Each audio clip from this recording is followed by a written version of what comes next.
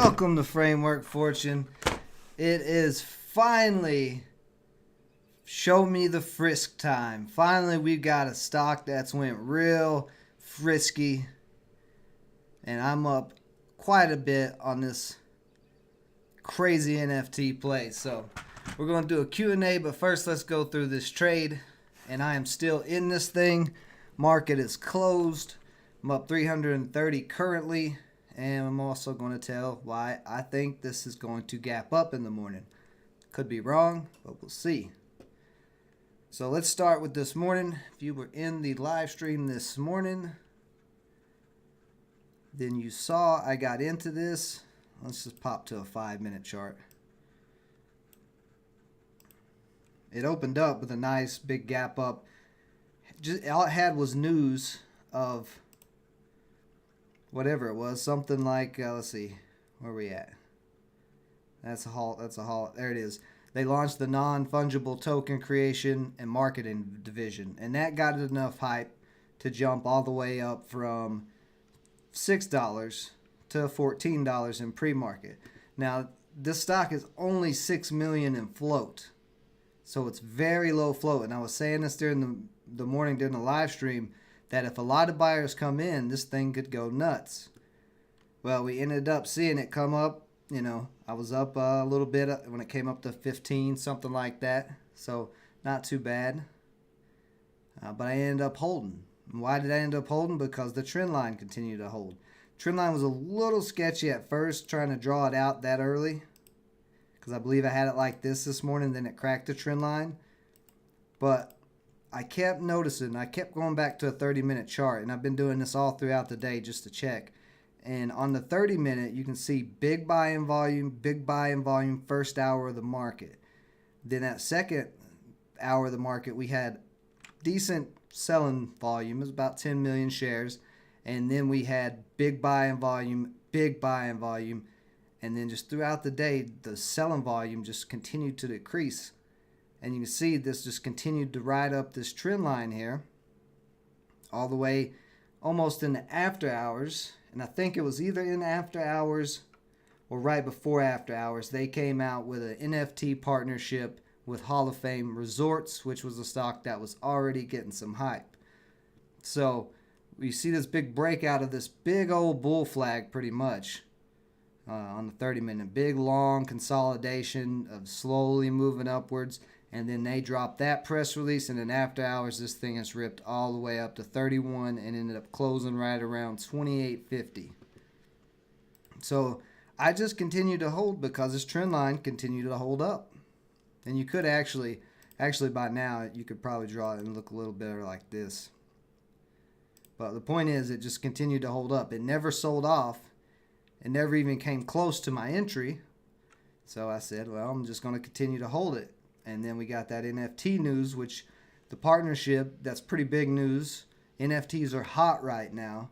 So this stock met all the criteria that if you've been following me and you listen to me talk about trading and you watch the playlist, day trading lesson, you'll see this is what I'm talking about. This is the type of stocks I'm talking about. It's got the low float, only 6.5 million. So we checked that off.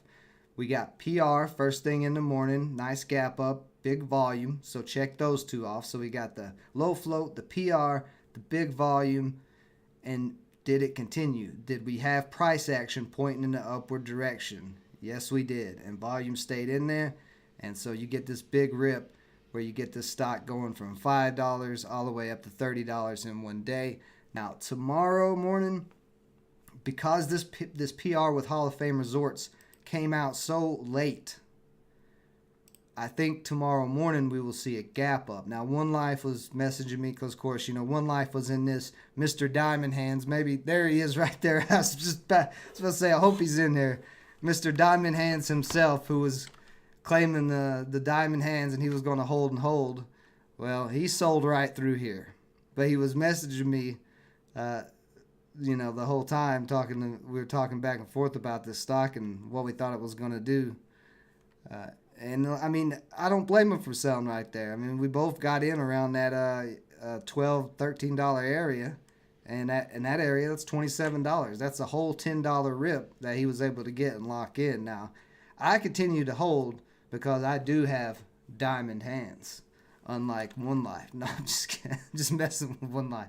But yeah, I mean, this is a great play, and I think we'll get that gap up because One Life was saying he sold because he was worried they were going to put out a common offering in the morning.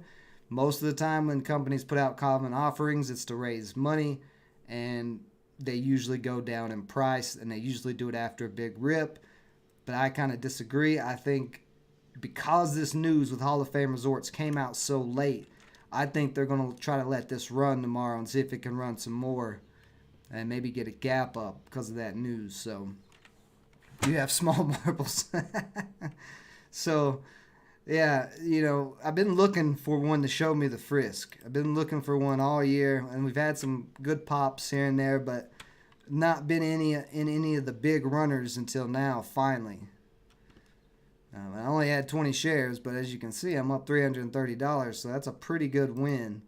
And the lesson is you got to be consistent. You guys who've been in the live stream and stuff, you see me take losses probably more often than I should. But as long as you can survive and hang in there and stay somewhat consistent and keep working on your consistency, which is what I'm always preaching because I myself am working on it. I don't preach it unless I do it myself. Well, finally, I get a nice little break, and more than likely we'll make some profits. Now, this could drop in the morning very easily when the market opens, say, it's either 3 a.m. or 4 a.m., I think my time. I can't remember.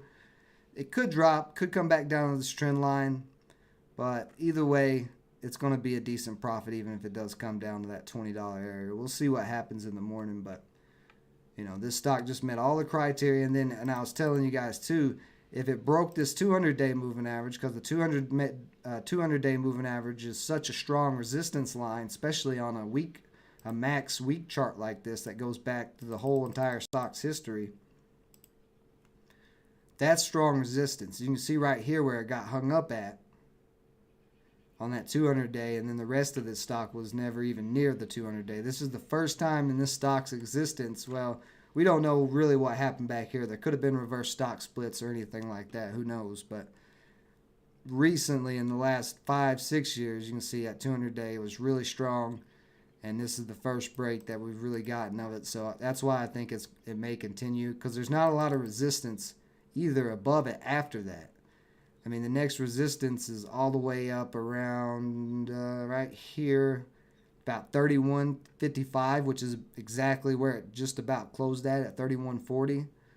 So now if it gaps up above that in the morning like I'm thinking it's going to do, then it doesn't have really any resistance all the way up to $48. So it just does have potential to keep running, and with that low of a float, it's very possible we could see that. But yeah, it's a good trade.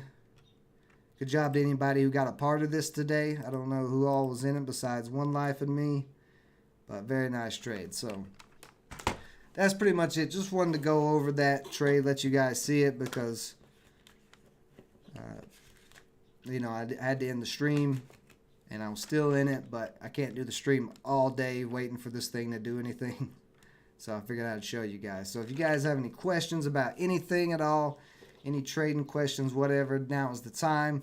We'll spend the next 45 minutes. I'll answer questions, go over things. If anybody's having any issues with your trading, something you're just not getting the hang of, I'll do my best to try to explain it or try to help you out however I can. So, floor is all yours. You guys just let me know. I'm going to be hanging out here, just looking around at some of the markets, see what's happening. But yeah, as soon as we start getting some questions, I'll start covering them. Now, I'm going to go off of this max chart for now. I'll probably go back to it tomorrow morning because of that. But we can see QQQ did start to come up today. And where did it come up to? This same trend line that I've been talking about. I've been talking about it since January, that I thought we were heading close to a market crash. And we did get this nice pullback, but then we got an immediate rebound because of the stimulus checks. And now we're hitting right at that downtrend again. We got rejected there, and it looks like we got rejected there today. We'll see what happens tomorrow.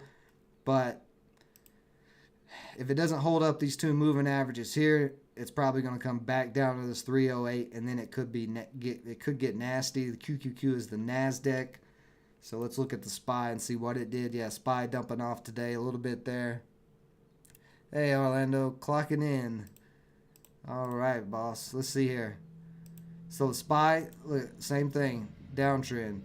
Now the SPY's been a little bit weirder. It's not the SPY's the S&P 500, so it's not been moving with the Nasdaq. Normally they do move in, I don't know what you would call it, in unison. Yeah, that's the word, unison. Yeah, they usually move in unison for the most part. I mean, you look at this. Actually, I am going to go to a max chart just so you guys can see this. So here's a what's going on there? Oh, I went to a 3-year. There we go. All right, so you can see from 2003 all the way to 2021. This is the SPY, and then this is QQQ. So the majority of the time they move in unison. But here lately, they've been kind of acting wonky, which is another sign to me that we're heading for a possible crash. So you can see it there. The Nasdaq has been selling off earlier before the SPY has. They both kind of started selling off back here, but the SPY was able to rebound where the Nasdaq was not able to rebound, and it's still selling off. But yeah, like I said, if you guys have any questions, go ahead and get them in. I'm just talking and going over stocks, but the rest of the time is your guys's. You just ask whatever questions or anything you need help with. Just let me know. So let's see some of this news. Let's see if there was anything. Futures higher, Wall Street shrugs off renewed U.S.-China tensions. And then that was early this morning. And then we can see here indices are trading lower as investors weigh comments from Fed Chair Powell and Secretary Yellen. And there was a recent lockdown in Europe. That's not good. We don't want more lockdowns. That'll destroy whatever's left of this pathetic little economy that we have. Let's see what they say. Why is here. I want to see these comments. See, there we go.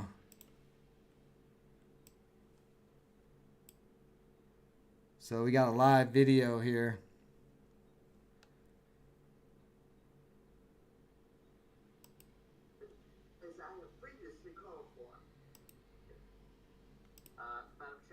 Yeah, this is about 2 hours long. I'm not watching through this. Let me see if I can maybe I can Google it and find it.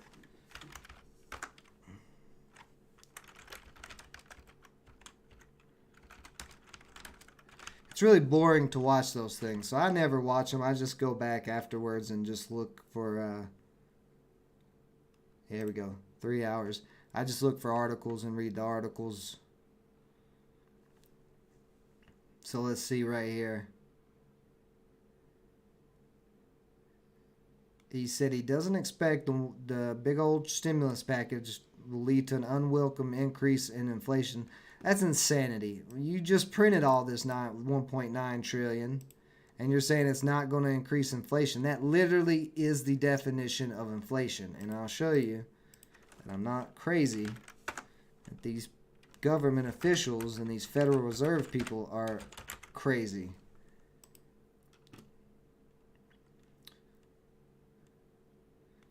So we got a couple of different definitions here. The action of inflating something or condition of being inflating, like a balloon. Actually, let me be more specific. So that way we're not getting balloon definitions, because there is 2 different words. Let's go on the Investopedia. I trust Investopedia. So you see, is decline of the purchasing power of a given currency over a time.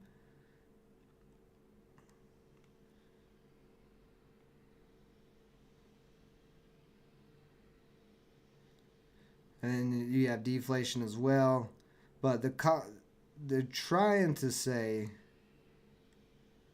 and the CPI is what the Fed uses, and the CPI is not accurate at all. They use that to decide if there's inflation or not, but it's always 2 or 3 points lower than what inflation actually is.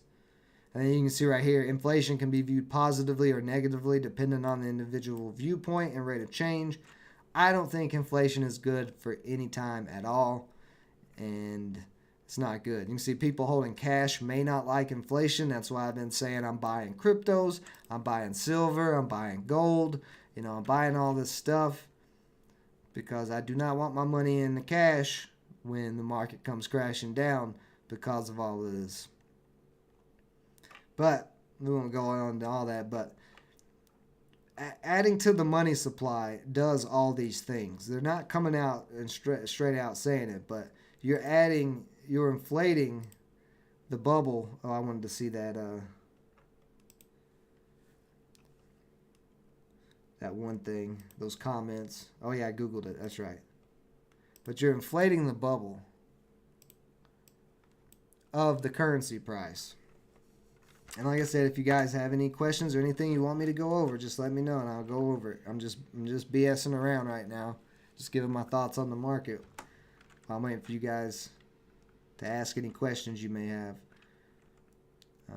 What was I looking at? Oh yeah, Jerome Powell and Janet Yellen. What were they saying? Sorry, already. First sentence they got me off on a rant. First sentence, Jerome Powell says something, I'm off on a rant because he's talking crazy. All right, anyway, we might see some upward pressure on prices. Our best view is that the effect on inflation will be neither particularly large nor persistent. Okay, sure. Critics of the stimulus have said it will cause a surge of consumer spending that will coincide with improving the economy to stoke consumer price increase. Now, that's the idea behind them printing more money and doing these stimulus checks, is that if they put more money into the system, give everybody more money, they're going to spend the money, and that's going to keep the economic wheels turning. The only problem is because you're printing more money, you're printing more cash, and if you guys don't know this premise, I've said it before, but if anybody's new in here, the premise of value and money is not the same as a currency. So what is a currency? A currency is basically a measuring stick for value. So a ruler for value. The US dollar is not money. It is a measuring stick. It's a currency. It says it right on the bottom of the US dollar or any other dollar. This is a promissory note, which means that you've given your value, your money, because let's be honest, time is money. And when you go to work and you get a paycheck, you're trading your time for value. And the way you get paid is through the currency that measures the value of your time. Your time is what the value is. That's what you're trading for that paycheck. Now, what you do with that value after you get that paycheck and you have that currency, that's up to you. But I'll say a good bit of Americans don't put their money in other assets. They either spend that cash, so they spent their time because that was traded for time, and if they put it in a savings account, because savings accounts are usually like 1.5% interest, inflation is running at 2 supposedly. Well, Jerome Powell's trying to say it's not at 2, but it's definitely at 2 or 3. But either way, even if it's at 1.5, well, if inflation's at 1.5% and your savings account's at 1.5%, well, then you're not making any money. Your money's just going to sit there. You're not getting any interest because the inflation offset is offsetting it, and you're not getting any more value from your money because it's just a measure of currency. Real money, sound money, is gold, silver, oil, different assets like that, and arguably cryptocurrencies, because they're based off of the technology that's behind them. There's a lot of debate right now on that. Anybody who wants to debate about cryptos, I'd be happy to do it, because I do like cryptos a lot. I do have concerns. But anyway, the point is, when you're trading that value and you're just keeping the measuring stick, the U.S. currency, then it's not really doing anything. And that's why investors continue to make more money and most people who don't pay attention to that stuff are losing money. That's why the wealth and disparity gap has continued to go like this, because we don't teach finances in school anymore. So people don't know the difference between currency and value, and they're holding their currency and spending their currency while the investors know what value is. They're investing their currency into gold, silver, stocks, all this stuff, so their value goes up while everybody else's goes down. And when you add this inflation in here, this money printing, you're adding more measuring sticks into the pile. So if you've got more measuring sticks, then that means the value of each measuring stick is going to be lower. So each value of the US dollar is actually lower. And that's the problem with inflation. Yeah, is this more so? No, it's something we all should understand. Absolutely. Absolutely. Because like I said, if you're working at a restaurant or whatever your job is, you're trading your time for that paycheck. And that paycheck, like I said, it's just currency. There's no value in an actual dollar. It's just a measurement. It's just a piece of paper. A nickel has more value than that piece of paper because a nickel has copper in it. And copper's been going up in prices lately. And any nickel right now, as copper's went up, is actually worth more than the 5 cents that it measures for currency. But it's actually something. That piece of paper probably cost half a penny to make. So it's something that everybody definitely should understand, because if you're just keeping cash and inflation keeps going up and up, well, your cash is going to buy less. That's the purchasing power. Your measuring stick, your currency, is a measure of your purchasing power, of your value, which you traded for your time, which is valuable. Time is valuable. So there's something that everybody needs to know, and most people don't know it. But you continue, like people who go and cash their paychecks right away and they just hold cash, they're losing that value of that cash by the day. Here, I'll pull up a chart real quick of the US dollar, and I'll show you guys what I'm talking about. Because it's kind of a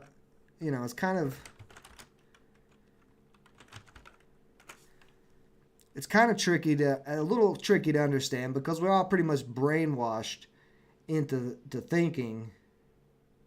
Here's the US dollar index. Into thinking, get out of here. Boy, Market Watch has got a lot of stuff going on here. Let's see the all. Okay. Well, never mind. We're not going to use Market Watch. Here we go. This is all I wanted. Simple chart. Maybe. Get out of here. All right, anyway, well, this is good enough. But if you look, you can see back here, the dollar was more valuable, right? I'm not sure what this measurement is. I'm guessing this is probably pennies. But right around through here is when old Tricky Dick, old Richard Nixon, took the dollar off the gold standard. And what happened? The dollar's value plummeted to less than the dollar. And then in the 2000s, we kind of started getting the economy to grow back. Then we went into some wars, and then got some bad health care with Obamacare, different stuff like that. More money printing, because let's see, where did 2008 come in? Right here. Yeah, so we was getting a little bit of that nonsense. Actually, Obama might not have been in yet. George Bush was pretty bad too, because we did the Iraq War and all that stuff. So you can see where the value of the dollar has decreased. And then in 2008, right there is where it really came down to a bottom at. And then it had a little bounce up, and then came down again. And then since then, the Feds have been doing this money printing. They've been doing the quantitative easing, so they've been pushing it up. And you can see where the value of the dollar's been going back up, but it still hasn't reached any of these highs. And now it's getting rejected right here in this one area. So if I could draw a trend line on this, which I don't know if I can on this website, but if you draw this trend line straight down on the tops of these like you would a regular stock, and then you put your bottom in, this is a descending triangle. the dollar's getting close to a descending triangle, which usually leads to a big sell-off. So just from a technical analysis standpoint, without even knowing anything about inflation or anything, you can see on this chart that the dollar's not in good shape, regardless of what Jerome Powell says. Why did I release them both at the same time? Because I was trying to get John's video out, and then I wanted to show everybody how the trade on Dolphin went. And so far, I'm still in Dolphin. So we'll see in the morning. But let's see some more of these comments from the Fed. And oh God, they're gonna make me try to subscribe. This is crazy. News. Let's try Fox Business. Nope, not Fox Business. Then I just want their comments. Like I don't need all this extra stuff. Just tell me what the hell they said. But yeah, Orlando, do you understand what I'm saying about value and currency and what the difference is? See, maybe Washington Post will let me know something.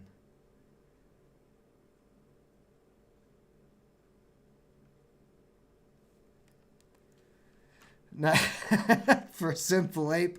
I'm a simple ape now. All right, so let's see. U.S. jobless rate will fall to 4.5% this year, and inflation will rise temporarily. So here's the thing about inflation. All right. The Fed wants to say it's transitory inflation. Transitory means there's a transition. And how do you know that this is temporary inflation? Does the Feds have a magical crystal ball or something? No, I don't think they do. But you can't tell what's temporary and what's not temporary. That's like me saying,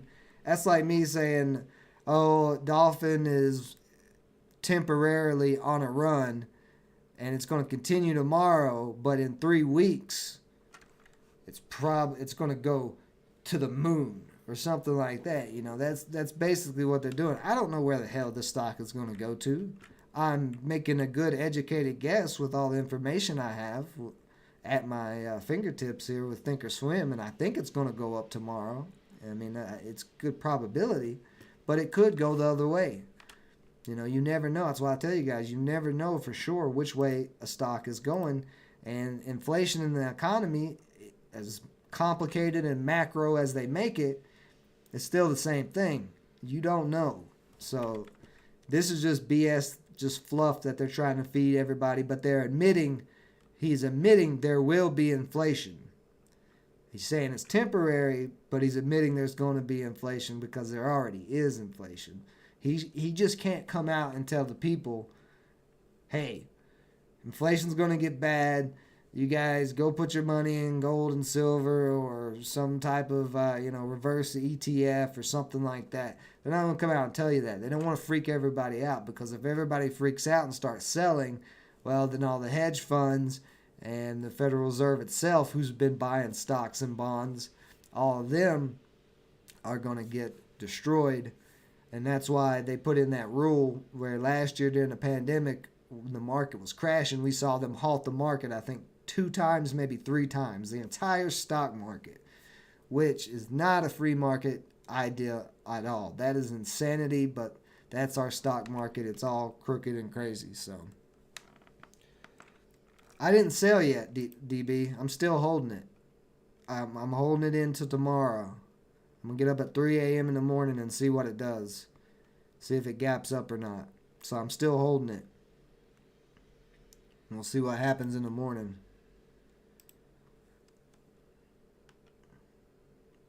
So yeah, like I said, if anybody's got any questions, anything you need help with your trading, now's the time to, ask these questions. That's why I'm doing this stream pretty much.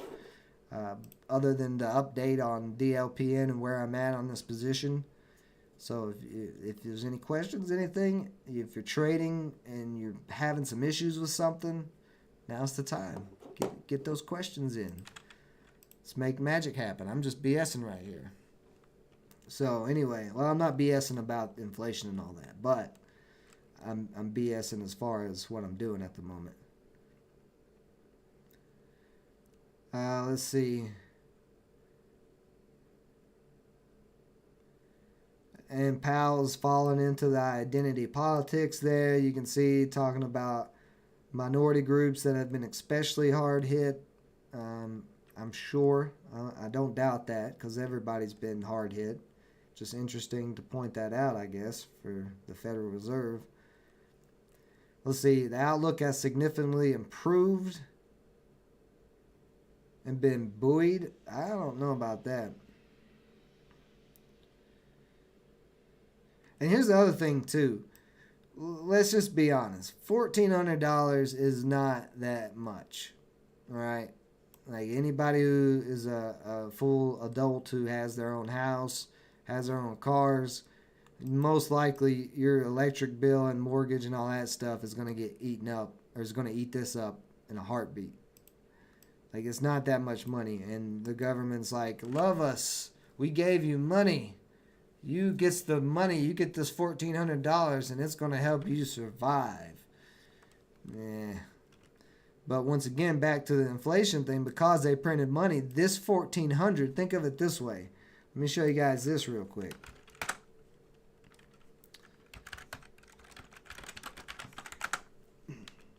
Let's go to an oil price chart here.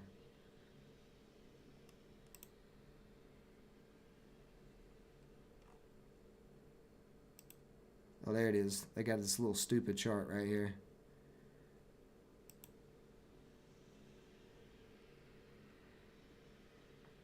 So you can see last year where oil cracked down pretty hard and oil was down pretty low. We also didn't have OPEC, but you can see gas prices have been rising. So back here in April 2020, I think that was around when we got the first stimulus check or whatever it was. Gas prices, besides this little dip, were pretty low. You know, gas was around $2, whatever. Well, that $1,400 check you got then would have bought you a lot of gas. Now that the price of crude oil has went up from around $16 a barrel to $65 a barrel, the $1,400 you just got is going to buy you less gas. So this is the perfect example of inflation already happening. And it's probably going to continue. I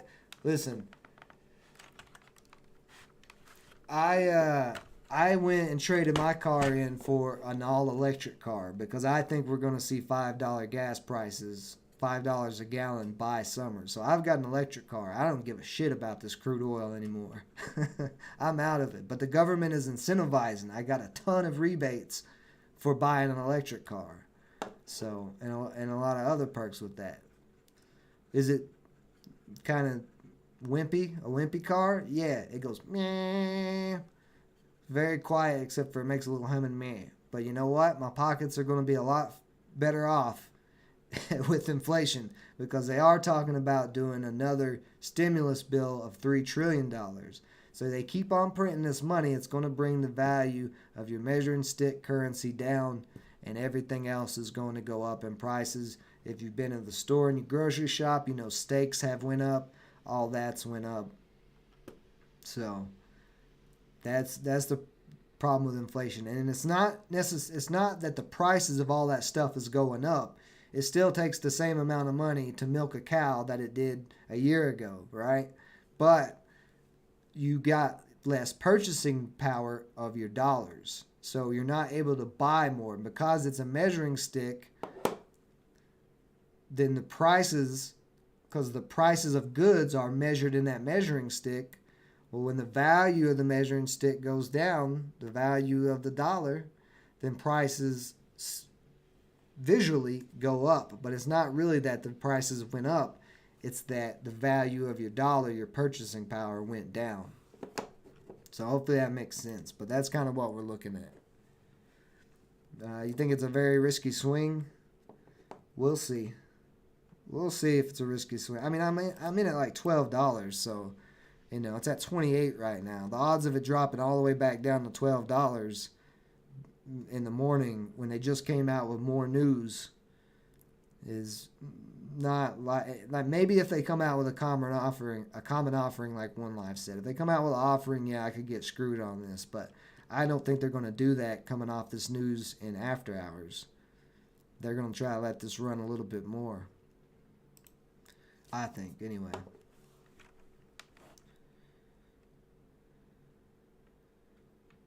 So you can see, this is hilarious. This is hilarious. Okay. This is the Washington Post. Everybody knows they're kind of a little loopy. That's a really freaky subtitle there. Democracy dies in darkness. But look at this. Everything's significantly improved. And inflation's not going to be that big deal. Everything's growing fast. Everything's good. And what do we have right here, right below this? We have a advertisement for what used cars tell us about the risk of too much inflation hitting the economy. So in their own article, they've got a advertisement there, because I guarantee this is an ad.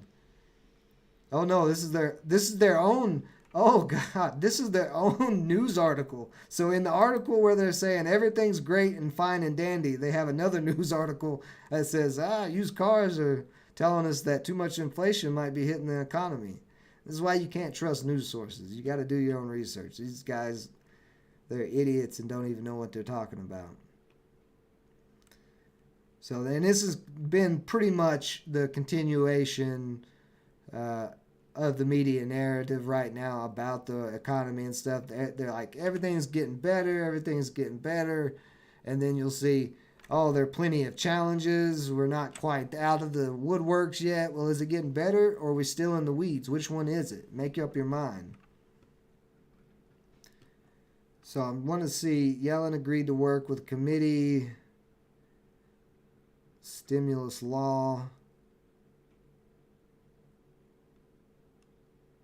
Well, yeah, I wonder why the Paycheck Protection Program didn't reach the country's smallest businesses, especially the rural and low-income areas. The reason why, exactly, frequently tied up in red tape. Who makes the red tape? Who makes the red tape? Who makes the regulations?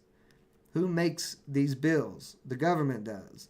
So why did this stuff not get to the country's smallest businesses? Because the government hurried and put a bunch of BS in that first stimulus bill and a bunch of regulations, a bunch of red tape, and it caused some people not to get the money. I mean, you could literally have a shell company. There was a lot of big companies that were shell companies that pay their CEOs a lot of money who got the PPE instead of, like they said, the low income. But that's not their fault that the businesses, those big businesses, were allowed to get it because the government allowed it to happen. So it's just one of those issues where they say we're here to help. Like Reagan said, the scariest word you'll ever hear is, "Hi, I'm from the government and I'm here to help." You don't want the government to do anything. You want them to do their little job, and that's it. Let's see, there's so many more relief programs, including one that will provide $350 billion in aid to state and local governments.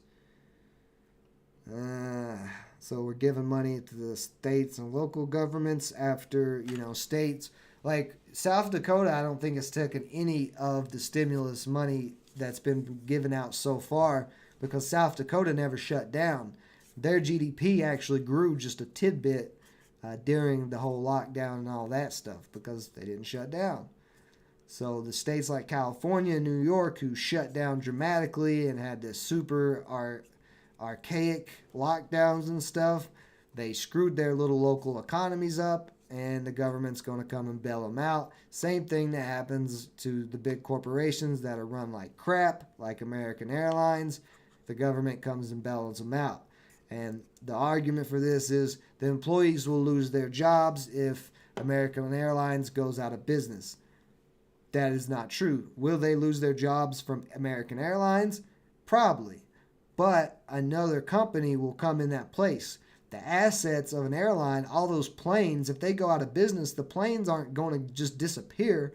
Those planes and airports and all that are going to get bought by some other company that will come in and run the company the right way. That's why you're supposed to let bad ran businesses fall. You're supposed to let them die.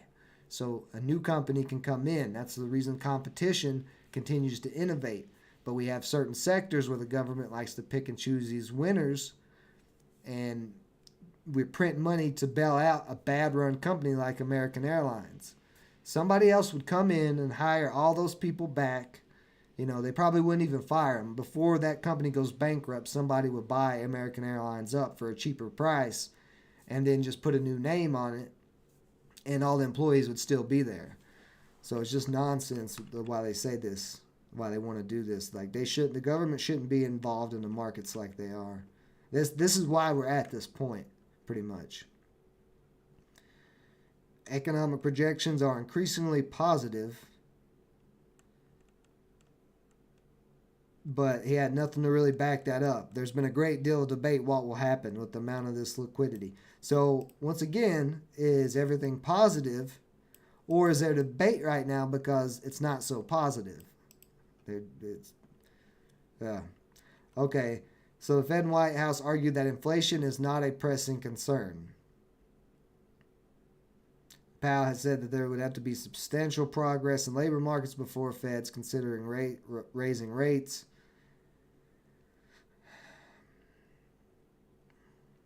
And then you can see there, any price increases resulting from the economy reopening and people spending big on vacations or concert tickets will be temporary. Our best view is that the effect on inflation will be neither particularly large nor persistent.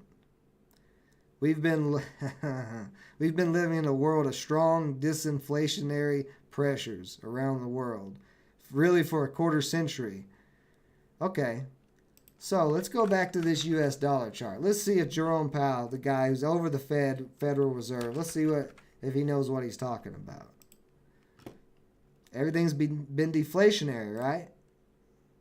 Right? So, I mean, you've had a little deflation, but let's go to the bigger chart. Where's it at? Let's see, is this one it? I don't know if this one is it, but this will work. So, this would be deflationary. This is somewhat deflationary. This is not that deflationary. And he said the last quarter century, the majority of the last quarter century, the U.S. dollar has been inflated to hell. Is the price of it, the value of it's way down here. Gold standard back here, it was up even before this. See, they only show the market back to right before 1980. They don't show what the actual dollar was before that, which is concerning. But yeah, anyway, where'd that go? But anyway, you saw it. He's saying that we've been living in strong disinflationary pressure. But we just looked at a price chart of the dollar over the last 20-something years, 40 years actually, and the dollar has been inflated. So this is the Federal Reserve talking BS. The head of the Federal Reserve, Jerome Powell. And we don't think that a one-time surge in spending leads to a temporary price increase that would disrupt that. Temporary surge in price spending. Okay, let's fact check that. I'm being a fact checker now. What do you think about that? Okay, so here's our national debt. 28 trillion.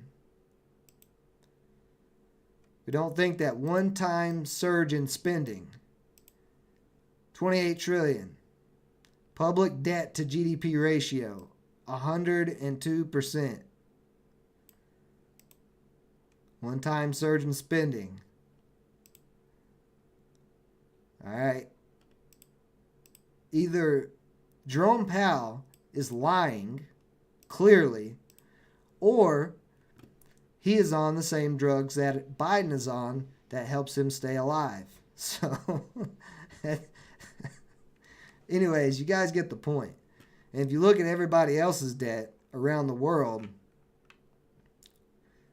looks like we're the highest. Yeah, everybody else is in billions of debt. But America, trillions. China is in trillions as well. Let's see. So Canada, about 1 trillion, Brazil 2 trillion, Italy 3 trillion, France 3 trillion, India 2.5, UK 3.5, Germany 3.2, Japan 14 trillion, China 8 trillion, and then the US 28 trillion. So we actually have more debt than China, Japan, and Germany combined. Or China, Japan, and the UK combined. Or China, Japan, or China, Germany, UK combined. Or like we have more debt than most of these countries. And he's talking about one-time surge in spending. No, we've been spending. We have been spending. But anyway, I'll get off on that rant. But this is why I'm saying, this is why I'm constantly saying, I've been saying it for the last 3 months, that I think we're heading for a crash. I think we're heading for it, and it's going to be at some point this year, maybe even soon. Looking at the QQQ getting rejected today, the QQQ is probably going to keep coming down. Oh God. So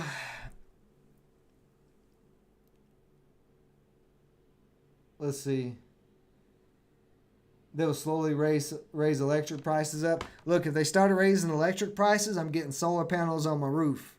I'm gonna beat the government at their little games. I'm not gonna get taxed out the ass. I'm not gonna get hoodooed and swindled out of my money by the government. So if they want to do that, then I will put up solar panels and charge my car. I may even put a solar panel on my car because it's already not pretty. I don't like it as it is, but I like what it's going to do for my pockets this year. Yeah, I did lose some weight. I am feeling a lot better, a lot healthier. They released today prediction for USPS lost $160 billion in 10 years, which is funny because you can see that if they've released that USPS, the Postal Service, has lost $160 billion. Look what Pelosi's talking about. Pelosi says Congress will advance an infrastructure bill to ensure Postal Service has the resources needed.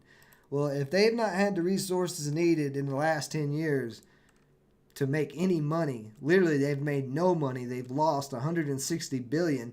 What are you going to do? What are you going to put in that bill that's going to save their $160 billion in debt? They're not. They're going to print more money to pay for our shitty U.S. post office services that is so slow.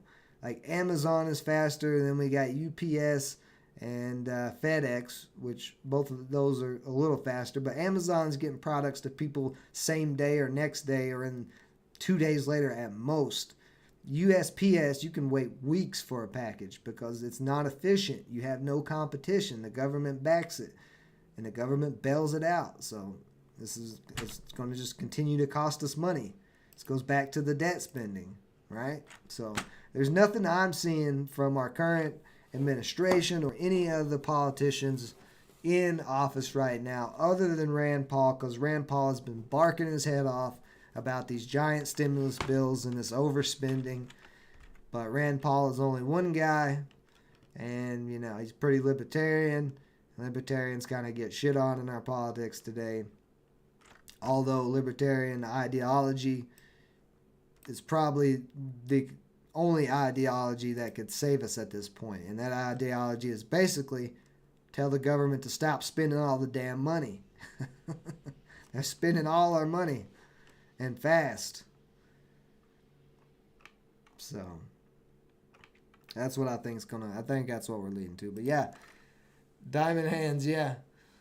So does anybody have any questions? Orlando, I know you wanted, you were having some issues or something. Like I said, if you guys have any issues with trading or anything or something that you're not quite understanding, go ahead and get those in. We'll give the stream about 15, 20 more minutes here. I just went off on the big inflation rant and all that because nobody's asking questions other than Daniel B. But his questions are not relevant to trading, really.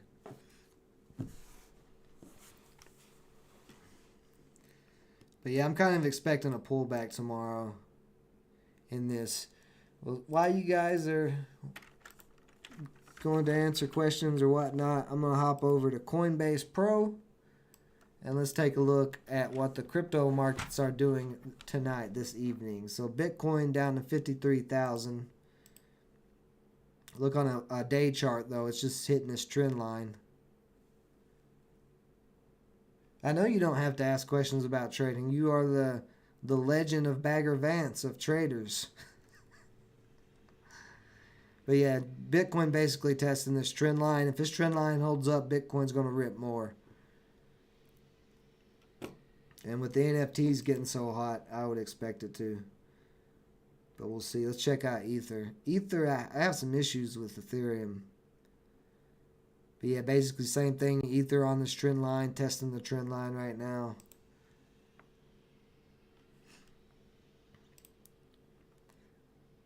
Same thing, Litecoin. You know, they follow each other. There has been some interesting other runners. Let's see what's up today.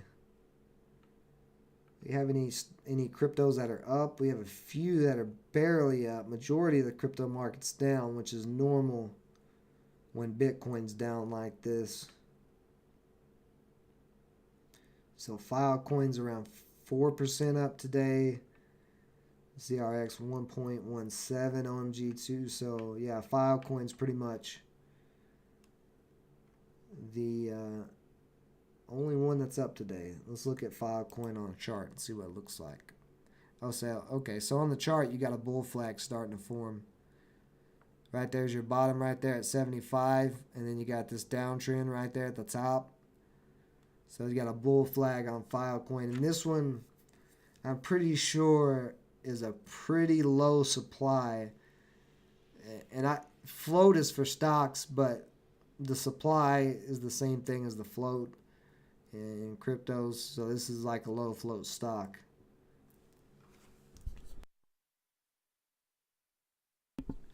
Explain to you how to buy Bitcoins for 55,000. Why would you buy them for 55? You can buy them for 53 right now. They're at 53,000. I don't see. You can see I don't even have any Bitcoin. I have a little bit of Bitcoin in a couple of places that I got back down at 20,000 before this run started. I've got some on my ledger. I've got some on Voyager, and then I've got some on Webull as well. I've got a lot of trading accounts because the cryptos are, not. It's so hard with cryptos because not one platform has every crypto on it. So I have to use multiple platforms to invest in the ones that I like.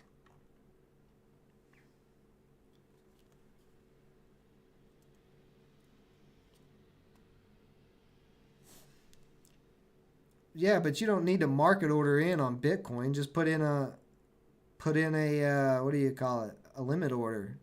You can get it for 53, 54 right now. You're not going to buy it anyway. I don't know why you're trolling me with that question. You are the biggest anti-crypto person there is. Oh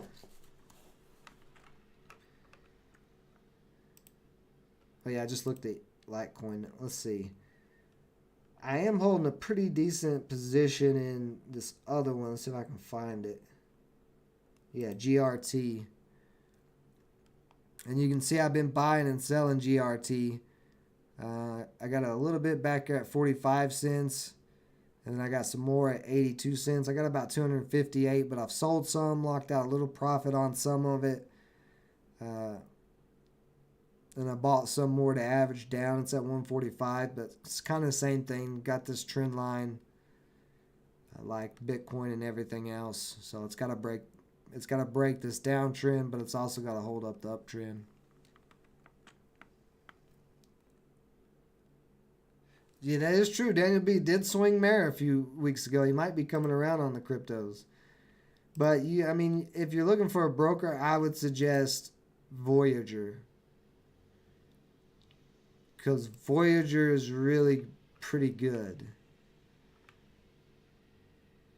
Let's see, this is another one I think I got. I got 200 of ZRX. And you can see right here, kind of the same thing. I bought $1.50 and then I sold some up there for some profit. I actually sold quite a bit of it up there in profit right there. 100 for 172, 22 for 175, 100 for 179, and then it dipped. I sold it up in this little pop there, and then it dipped again, and I bought a little bit more the other night at 146. So it's right. I'm up on that.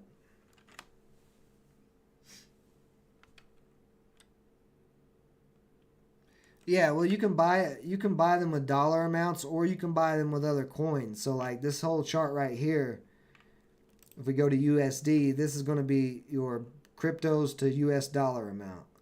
Ooh, do we got new ones coming out? I think we got new ones coming out. Ooh, interesting.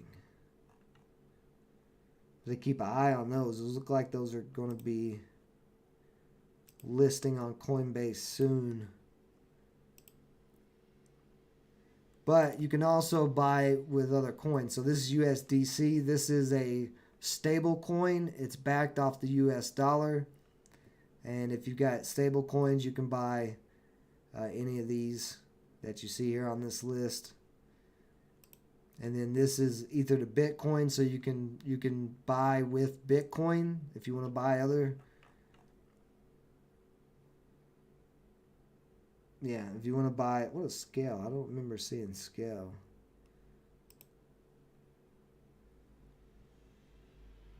Boy, this thing is cheap. Yeah, you can buy as much or as little as Bitcoin as you like. This thing is less than a penny. I may actually buy some of this just because it's so damn cheap, but I have to buy it with Bitcoin. I don't have any Bitcoin on this account. So there's some that you can get with Bitcoin that you can't get with the US dollar. But I'm going to write this one down and do a little research on this project. SKL. What was that called? Scale Network. Let's see what that network is about. But it's so cheap, it's less than, it's 4 zeros and a 1. So it's like super, super low. And it did get a little pop back there. See, this looks like it recently came out.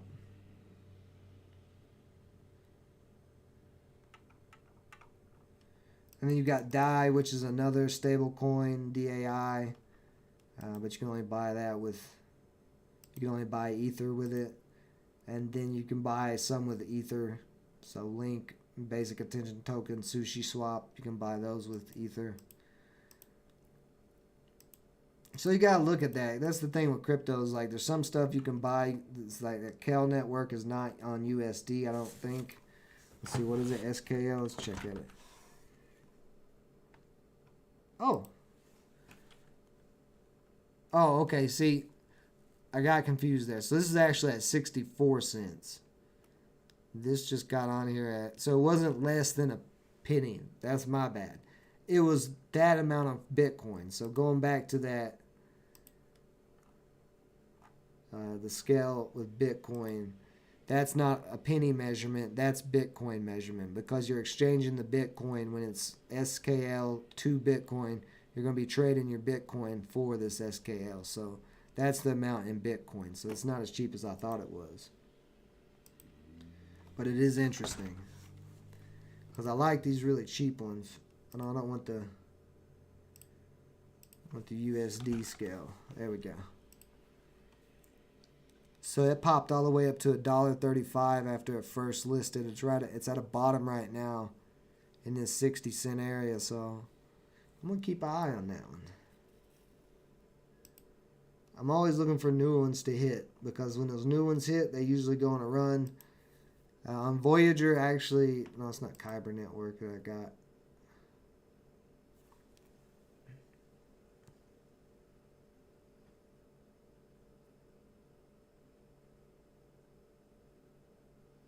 You're in the money business, not virtual worlds.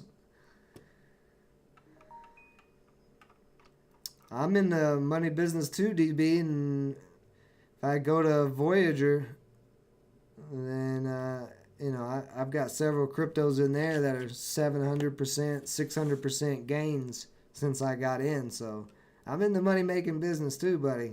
Just because you don't like cryptos don't mean that there ain't money there.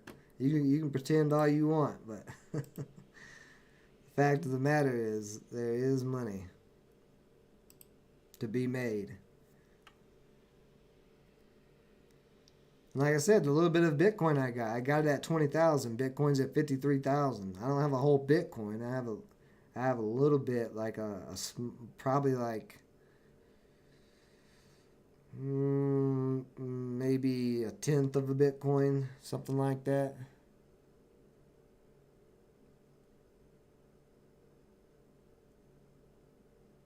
Own Enterprise spaceship. I don't know what you're talking about anymore, DB.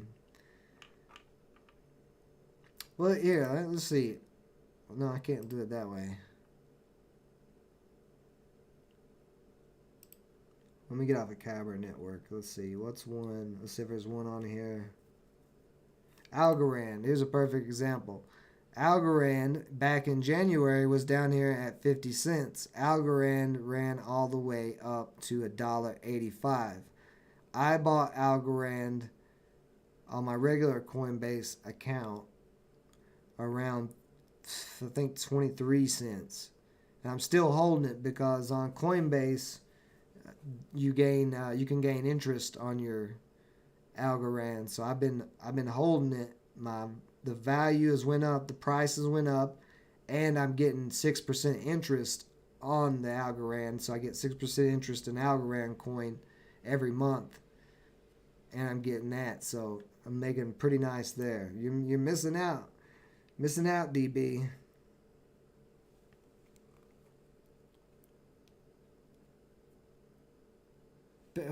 Go drink some gin and tonic, man, because I'm telling you, you're missing out on a lot of money.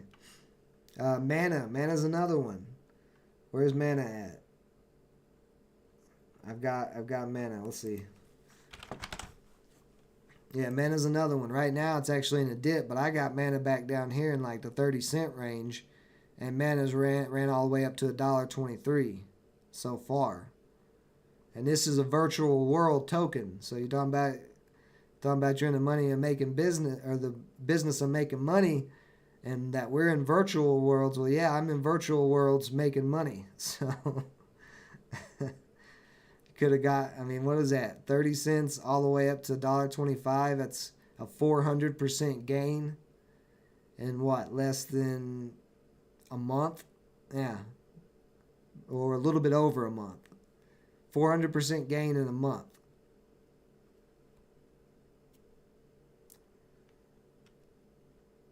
I do have some USD coin in this account, but that was only to buy this GNT,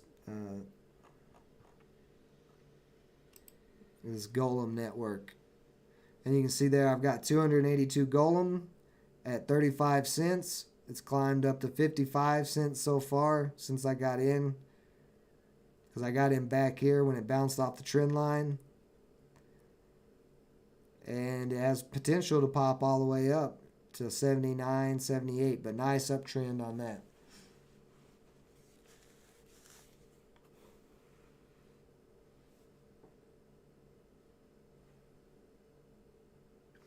You got no positions in any of the cryptos? I thought you bought a little bit of Bitcoin one life.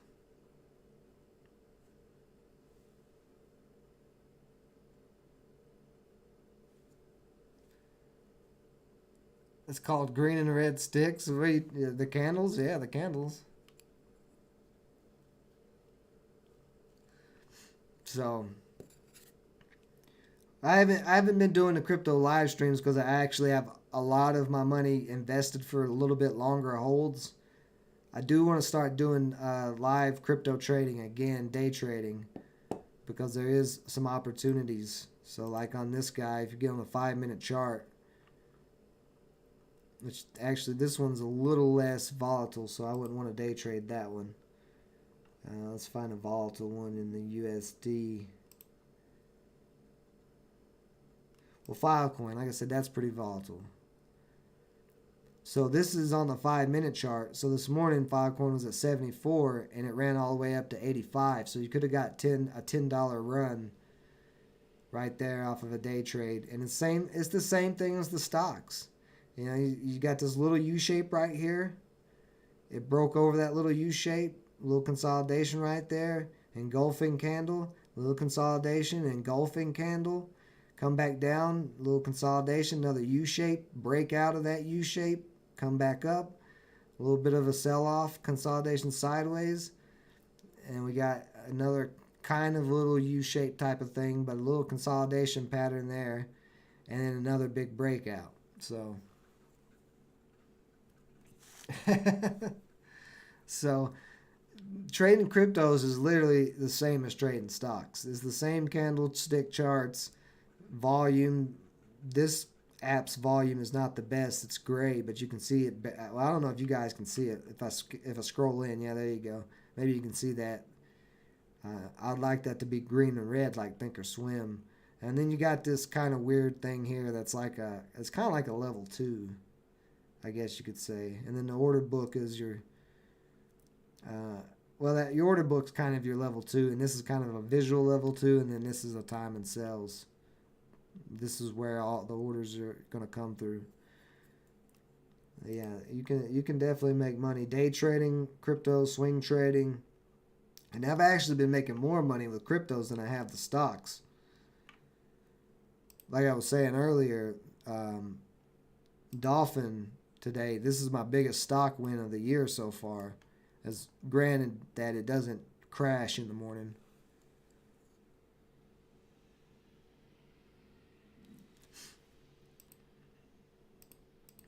Well, okay, Daniel B, we're going to school you on some crypto. We'll turn this into a crypto thing. So you're not valuing this currency. Like, you don't look at a stock ticker symbol and say, okay, dolphin is a dolphin or whatever. Like, you don't look at it like that. You go, okay, what is the company behind dolphin, right? That's how you evaluate the stock. You go and look at the company. So we were talking about Algorand. So we'll pull up Algorand here. God, why does Yahoo Finance? Yahoo Finance takes over my browser all the time and it pisses me off. So we got to go to the blockchain. So here we go. Here's Algorand. Just like looking at the company website of Dolphin or Apple or Tesla, any of that. We look at the website. Same thing. So what do we got? What is Algorand doing? Builds technology that accelerates the convergence between decentralized, meaning no government control, and traditional finance by enabling the simple creation of next-generation financial products, protocols, and exchange of value. And you can see their main net metrics, so you can get some of their numbers. Here's the future of Algorand. Create and deploy tokens, NFTs, stablecoins, securities, and currencies. Simple and cost-effective payment infrastructure, create new financial tools, protocols, and services. But you're just going to go through and you're going to do your due diligence. And you can see here's all the applications that Algorand can be used on. And you just do your due diligence. And if you think this is going to go up like Tesla, the same way you would with a stock, and you buy it. It's literally the same way that you trade stocks or invest in stocks is literally the same way that you do it with cryptos, right? So if you're day trading the cryptos, you're going to just do your technical analysis like you normally would. You know, this is Dolphin. This was a stock, went up.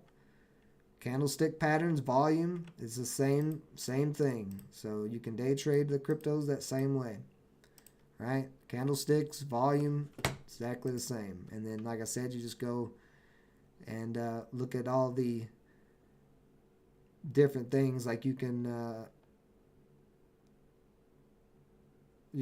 find out who the team is. It's just like a stock company almost. Then you can see some of their use cases, and you just do your research on it. And every cryptocurrency has technology like this backing it. So it's the same thing with Ethereum. I go to the Ethereum blockchain. You can go and do your research on it and find out about it.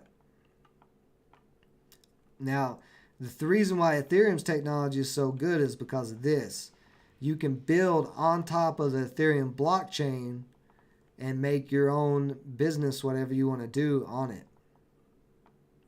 You can see Ethereum's technology that's home to digital money, global payments, and applications.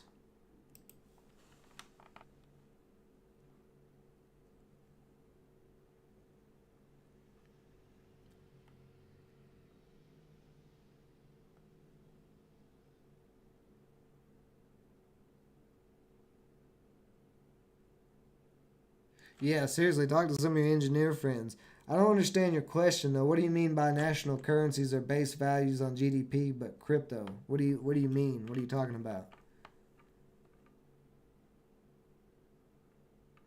Because I don't agree with that. Like maybe currencies are supposed to be based off of GDP or get their base values from GDP, but with money printing and all the inflation, that's not going to be accurate. There's too many factors to try to just use GDP to back your currency. But all these crypto tokens and stuff, they're based off the technology. The technology that you're trying to do is valuable. So like I was talking about Mana, some of you guys might have seen this video, but Mana is the token for Decentraland. So it's just a game. But if you go in there to the marketplace, it's a virtual reality game. You can see these are Mana tokens. Mana was around, what, 80 cents? So you're talking about almost $3,000 for some trousers. And then when you get into the lands, it's really expensive.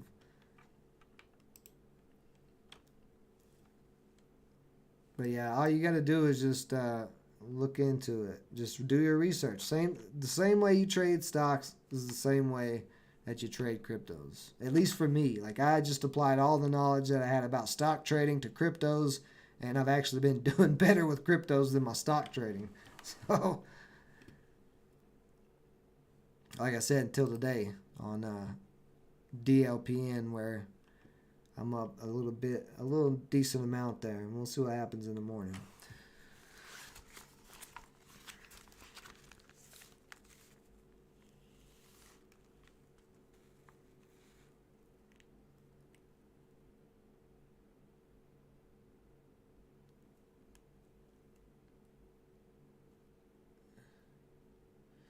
Well, what does the mining have to do with your valuation of the crypto? The mining doesn't really have any. I mean, the mining has to do with the supply. So, like if there's like Bitcoin, for instance, doesn't have a big supply. It only has 20 million, and circulating supply is even lower than that because a lot of people are hodling their Bitcoin. So the miners can only mine Bitcoin so fast as well.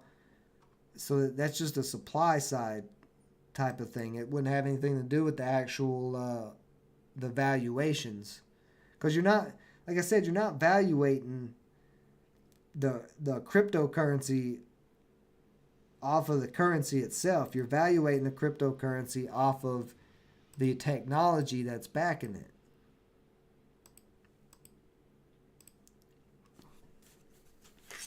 So I give the stream about 10 more minutes here, guys. If you got any more questions or anything like that, go ahead and get those in.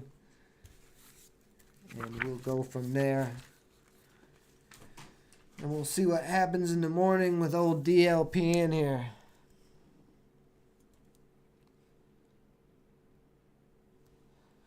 Well, of course you don't. One life.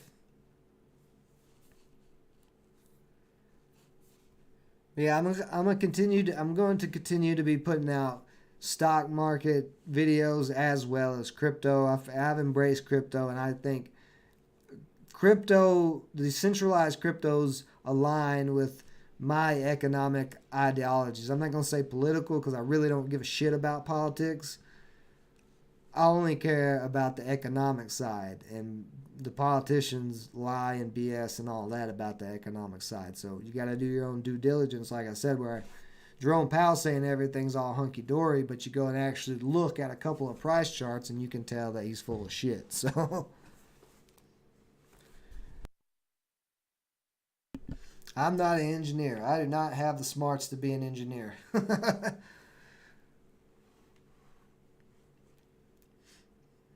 guys remember I'm from Tennessee. I'm just a dumb hillbilly trying my best to make money in these equity markets and stocks and cryptos.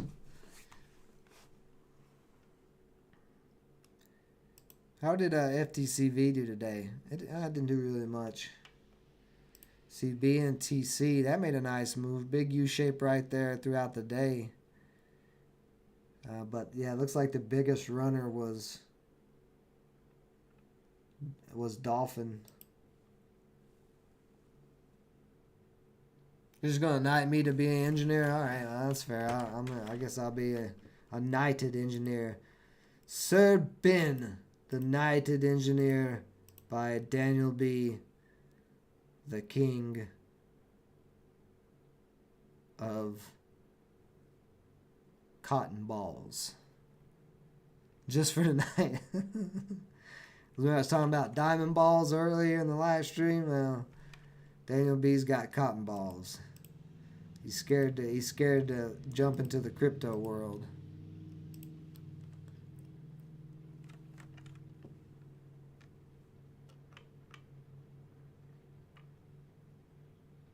But yeah, you might as well get on the crypto train early. I mean, you don't got to go in and start buying cryptos right this second or anything. I'm not advocating that. All the crypto positions I got at pretty cheap prices and have held through all of this. There you go. Be self-deprecating. So, yeah, the market getting a little bloody before the market closed. You still got a few of these big boys that are green. Google, Microsoft, Amazon. But most of the rest of the market's pretty red.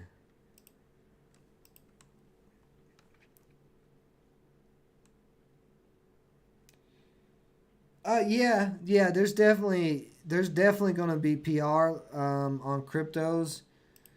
Coinbase Pro is more of a trading app for like.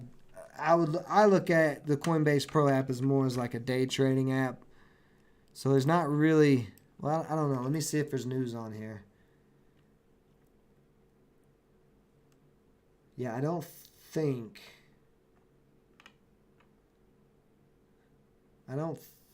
it shows news on this one. No, this one doesn't show news. So, Voyager is what I use, but I can't access Voyager. It's just an app. So, look, Coinbase, the regular app, Coinbase.com. I'm going to take this off the screen for a minute. I'm going to do this two-step verification.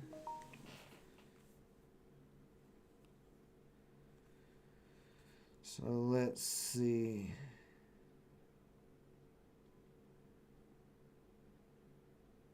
Okay.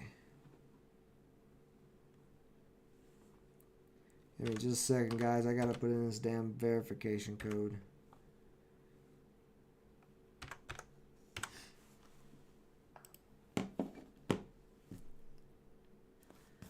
Alright, and I've got to confirm this.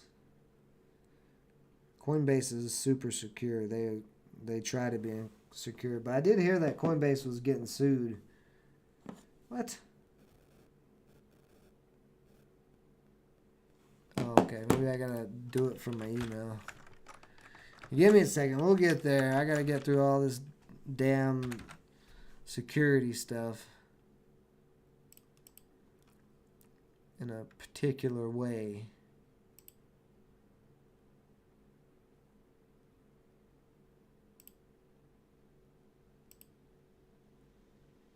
See, what did I just send that to?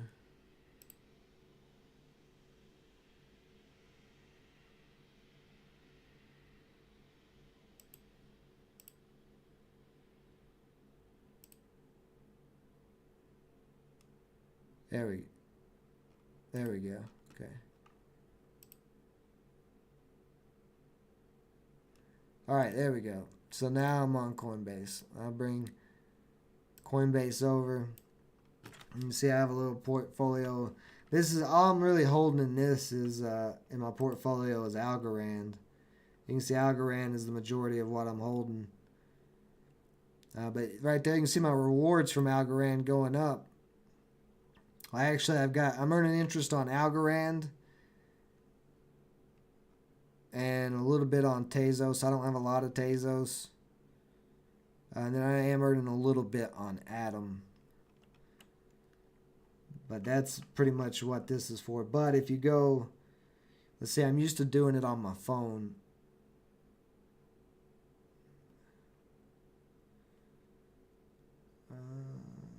Now, Coinbase, one cool thing about it is if you sign up for it, and I can give you guys a link for it, you can earn some rewards. You can earn some cryptos by doing these little lessons. So you can see I earned $3 worth of GRT there, $3 worth of new through there. I mean, it's not a lot, but it's still free money. You know, might as well get it. But what I was trying to show you, let me see if I can find the news on these. Yeah, so Coinbase, so right here you can see the top stories. You got news. That's just crazy. Jack Dorsey sold his first tweet for $2.9 million as an NFT. It's just crazy. But yeah, you got all your news there on Coinbase that you need. And then you can see right here, circulating supply. Remember I was saying your supply is like your float. So there's 18 million Bitcoin. That's the float. Very, very low float. And that's why Bitcoin's made the giant moves it's had. You know, because it's super low float. Very low float, you're going to get that. See what? Okay, back to prices. But if you know, so you can trade off of some news. Some will have good news, but I mainly just use chart analysis. Like I said, I'll just look at the chart on the 1 day because I'm watching the 1 day for all these holds, and I can see Bitcoin's on an uptrend. So, you know, I'll buy in the dip, I'll sell at the rip, buy in the dip, sell at the rip. Buy in the dip, sell at the rip.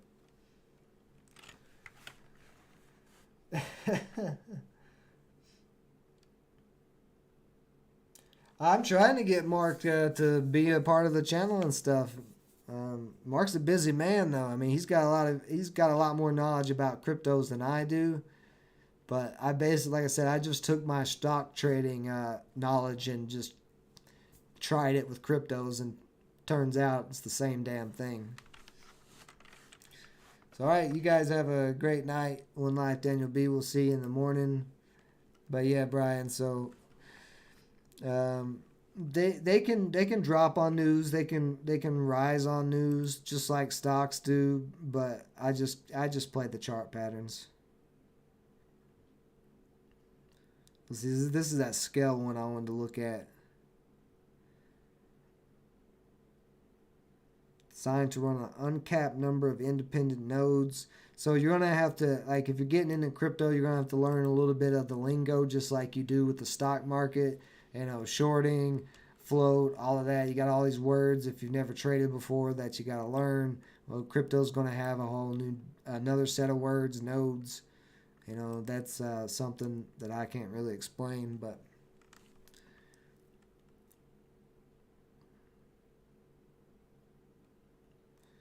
yeah, so the SKL token grants a right to participate as a network validator, stake as a delegator, or access a share of the network's resources as a developer.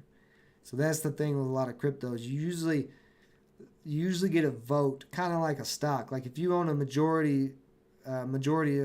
majority of shares in a stock company, your word is going to have a little bit more weight with the company when they're talking to shareholders to make decisions. Well, a lot of these cryptos, if you're just a shareholder at all, a coin holder in this case, if you're a coin holder at all, you usually get to vote and, like it says, access a number of resources. Now, you can go to the websites to get a lot of information, but I find with cryptos the best thing to do is go to the white paper. You go to the white paper and you can find out everything you want to know about these cryptos. The white paper is how they start them. So you can see sidechain creation, subnode shuffling. See, I don't know what none of this means. But like I said, I'm majority playing chart patterns. Like some of them I like the concepts behind them. Like OVR, the one I did the OVR video, the treasure hunting video. That one I like OVR. I think there's a lot of potential there. Decentraland has potential. There's some gaming ones out there that want to create basically their own economies where the gamers who play the game get rewarded in tokens so they can make a living as a gamer. That is very intriguing because gaming for money, as far as like video game and stuff like that, has not been around too long. Like we see in esports that people are starting to make money, but you don't have to be in esports to make money with some of these games. You can just be just a regular guy, and as long as you're playing the games, earn some coins or earn an NFT that may be a rare NFT, different things like that. So there's just a lot of different applications. It gets crazy when you're in the crypto world. I mean, I was very skeptical for a long time. Like I said, I didn't get into cryptos until December of last year. That's when I started. And I'd heard about it. I'd done a little research. I knew what Bitcoin was. I knew what Ethereum kind of was. But I just it just seemed, I had kind of Daniel B's ideology of it's not physical, because that's why I like my gold and my silver, because I can wear it. I can have it on me, even if it's in a coin or a bar or whatever. You know, I've got it. And the dumbest argument against gold and silver and any precious metals is like, you can't go to the store and buy a cup of coffee with a piece of gold. Well, no shit. It's not meant to be a currency. It's a store of value. It's value, right? So you're not going to be taking a gold bar down to Starbucks to buy coffee. Who does that? No, you're going to take your gold and sell your gold if you need the money, and then go buy the coffee. But if you're investing in gold and silver or any other precious metal, you know, you're not just going to be carrying it around all the time. I mean, unless you're wearing it. Like, if you're wearing some of your investments, then it has purposes and whatnot. But there's a lot of bad arguments in economics and the markets that just don't make sense. And maybe it's just my perspective, you know, because it's other people's opinions. They could be right, but I don't know. Who knows? But yeah, I'll start trying to do more live stream crypto trading. But yeah, if there's no more questions or anything, that's it. I'm gonna call it a night. Yeah. DB needs a lot. He needs to do a lot of things. He needs I don't know. He needs to go smoke some weed or something to lighten up. He takes everything so serious and won't be open-minded to anything. But, you know, I just showed you guys on my portfolio, multiple cryptos are at least on that Coinbase Pro. You know, I showed you guys multiple transactions where I've made money trading those cryptos. My Voyager one, if I could show you guys on the computer, last time I tried to do that was a disaster because I have to do a weird thing from my phone to try to do it. But my Voyager account, because I like it better, has more of my investments, and I'm up pretty good on it. So maybe one day I'll do a little video on that from my phone. But yeah, appreciate everybody joining me. We'll see what happens tomorrow morning with Dolphin. And see if Dolphin keeps on running or if it comes back down and tests the trend line or if it just dumps and then I'm kicking myself in the nuts because I didn't lock it in yet. We'll see. I don't usually like to swing overnight, especially when I'm up like this. I mean, up over $300, but I think the potential on Dolphin is going to be big. Well, I think the potential is big, and it could lead to a bigger rip. So we'll see. Who knows? But yeah, you guys have a great rest of your knife.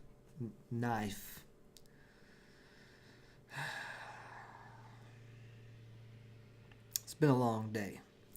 But you guys have a great rest of your night. I'll see you guys in the morning, whoever's coming back for the morning live streams. Stay safe out there. Until next time.